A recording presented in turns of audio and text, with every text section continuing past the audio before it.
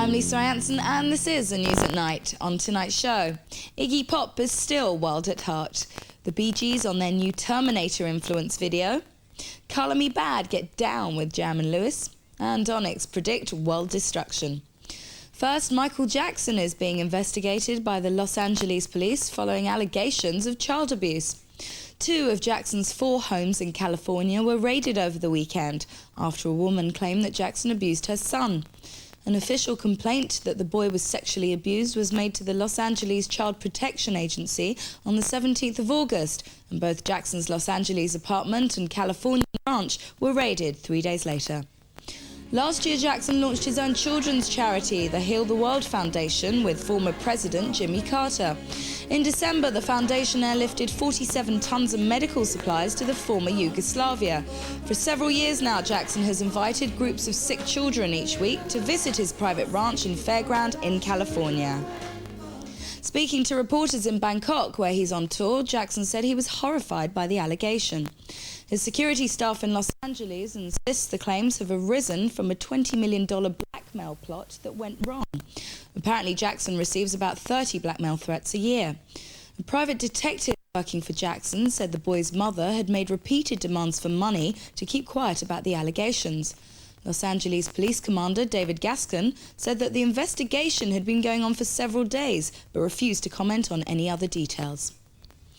One of rock music's most prolific performers, Iggy Pop, is back with a new album entitled American Caesar.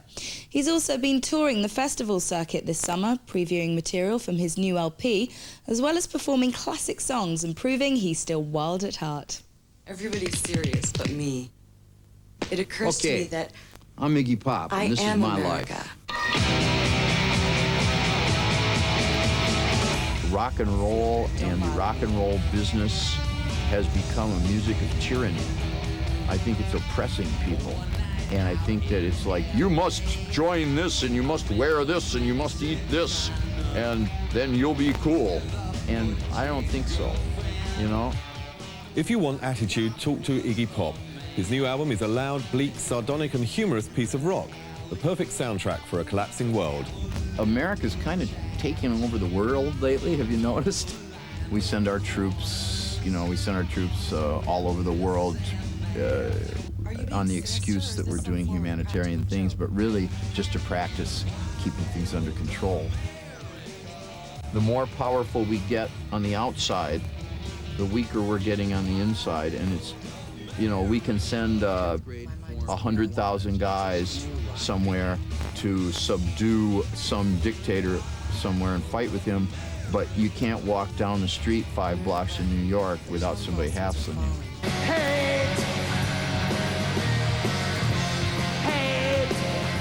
The recordings of American Caesar took place in New Orleans at Daniel Lanois' Kingsway House studio. I lived in the attic with my wife and my cat. I have a Siamese cat. And then on the second floor, the band lived there, and on the bottom floor, we recorded. And we all had to get along with each other and live 24 hours as opposed to just like showing up for work.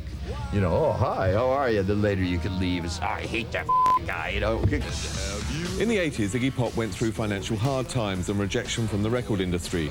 With Brick by Brick, his previous album, he rebuilt a healthy fan base and regained a financial security that allowed him artistic freedom on his new project.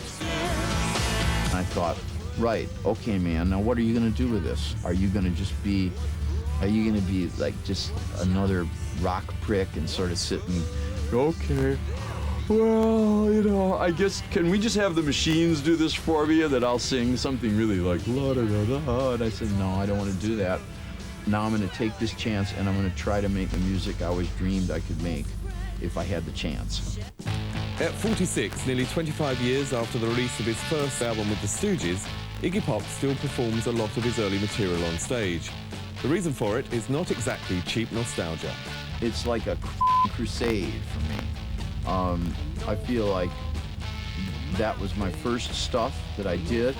I knew it was good when I did it. Nobody else thought it was any good, very few people. And I didn't get any credit for it, and it didn't sell. I always said then this band will make it or I'll die first, you know, and so in a way I feel like my band made it. It just took 20 years.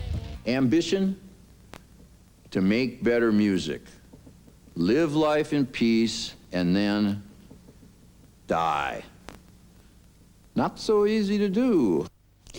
Brit rockers Little Angels have been added to the lineup for Bon Jovi and Billy Idol's European tour, which kicked off in fine style last week in Berlin. The band will be performing with Bon Jovi in Kiel, Germany tonight.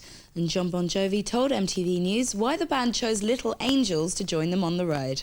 Toby's a nice guy. He called me up and talked on the phone, and he seems like a great guy, and they needed the opportunity, and I remember when we needed the opportunities, and you know, Scorpions or Kiss or whoever it was came through and gave us tours, and we were real grateful for that. And so they seem like a genuinely bunch of good guys, so what the hey, you know.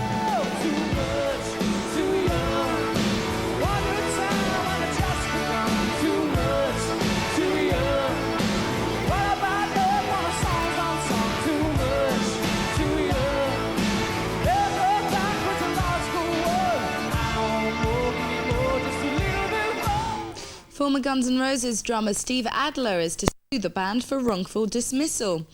Adler, who was kicked out of the group 3 years ago because of his heroin addiction, now claims he was tricked into signing over his share of the group's profits, estimated by his lawyer at several $1 million.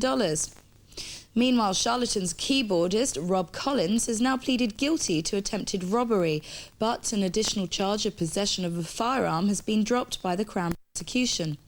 Last December, Collins was arrested while driving the getaway car after a friend robbed a village shop in England at gunpoint.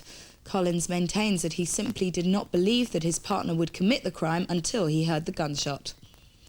The special effects experts involved in the film Terminator 2 worked on the Bee Gees video for their new single, Paying the Price of Love. The promo uses holographic images of the Gig Brothers.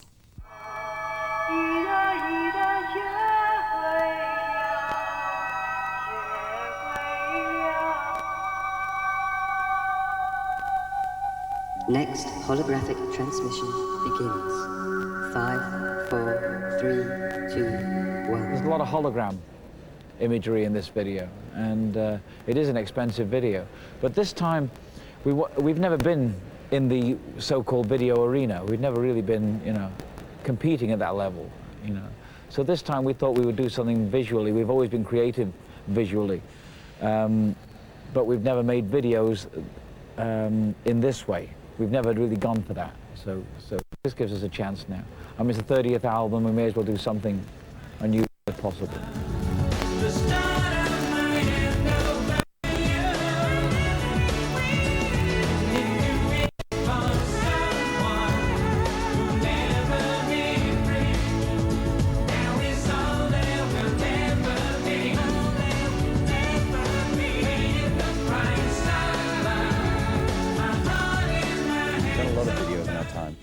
And in fact, we did our first one in '66. Only video wasn't out in those days. It was more 60mm film and promotional films in those days were only seen in the movie houses or places like that because there was no video outlet, no MTV, no VH1 and all these things that we have today. So there was no real outlet for them.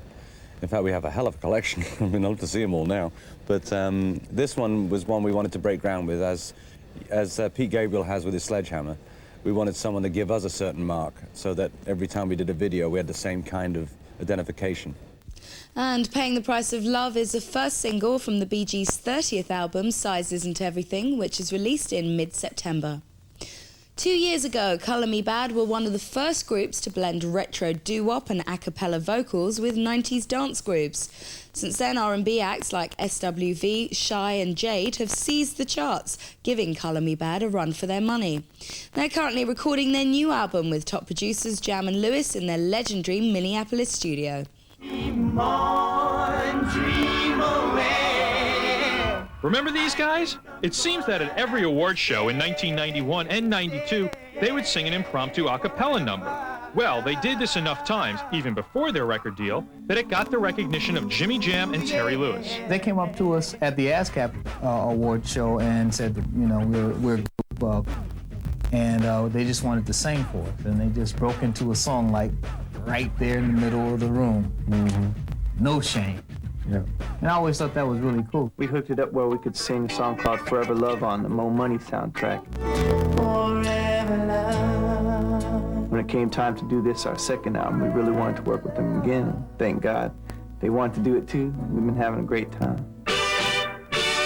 I think initially they were a little bit nervous about whether we would be receptive to their ideas. But our philosophy is it's the artist's record, not ours. In turn, Color Me Bad was receptive to Jimmy Jam and Terry Lewis's ideas, even some of the stranger ones, which included doing jumping jacks during recording sessions. Actually, that's one of our Janet Jackson techniques, is when Janet starts getting tired, we tell her to do jumping jacks. By saying to somebody, hey, do some jumping jacks or whatever, it just gets the blood flowing again, and it takes your mind away from this part you've been trying to do over and over and over. Dry your eyes. Dry your. I'm thinking about the chorus, the verse, sorry. Dry your eyes. Although Jimmy and Terry are producing only 2 tracks on the new album, both ballads, there will be other sounds on the record. On the up-tempo side, it might get real funky, and on the ballad side, we've got some real serious ballads. It's a bigger variety. It's like it's a wide variety. they're all kind of tied in together, all the tunes on this next album.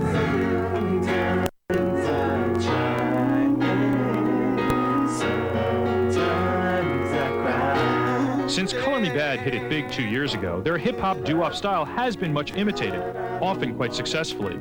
But the guys in CMB think they're still one step ahead. We have that slight bit of competition, not in a negative sense. It's just that, all the other bands keep us on our toes. We're getting ready to come back out. We got the fever, so hopefully we got something that you all can look forward to. And finally, hip-hop bad boys Onyx intend to terrify, not just with their grimy bald head image, but also with their philosophies. Billing themselves as reporters delivering the real facts of raw living, they've joined the ranks of assorted prophets of doom, predicting the end of the world by the end of this century. 1999, there will be no more cops, you know what I'm saying? It will just be everybody for himself. If you throw one piece of chicken on the floor, everybody gonna try to eat it, you know what I'm saying? You just figure 6 years from now how the world gonna be, and that's my mentality I'm having. Why that date? Why that date? Because it's 1999. If you flip the years, it's 666 back to 1, you know what I'm saying? So that's the terminology I'm going by.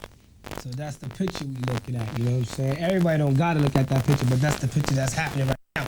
That's why you got brothers like us and a lot of other brothers that got to just kick it the way they see it, you know what I'm saying? And if somebody can have one to blow from what we kick it, boom. If not, then it's on them, you know what I'm saying? But we gonna still continue to do what we gotta do. Think about it. Well, that's it for tonight's News at Night. On tomorrow's show, legendary remixers Cold Cut take a trip around London and guide us through the low-life landmarks that have shaped their music. Fresh Meat Market, where my flat was, and we had a little studio there in the corridor.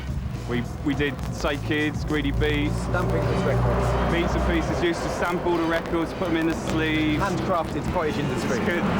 Over there we've got the Chai Community Centre with a nice bit of rice and peas for lunchtime, and Keeps the record store. We used to test the tunes out there, you know. Once we got them back from the pressing plant, run down there, slam them on, see what they sounded like. The name Cold Cut was partly inspired by the butchers because they have enough cold cuts of meat in there. So Cold Cut, snip, snip, that was where the name came from. So that's Cold Cut on tomorrow's edition of News at Night. And don't forget, you can find all today's stories on the MTV Tech service on your TV.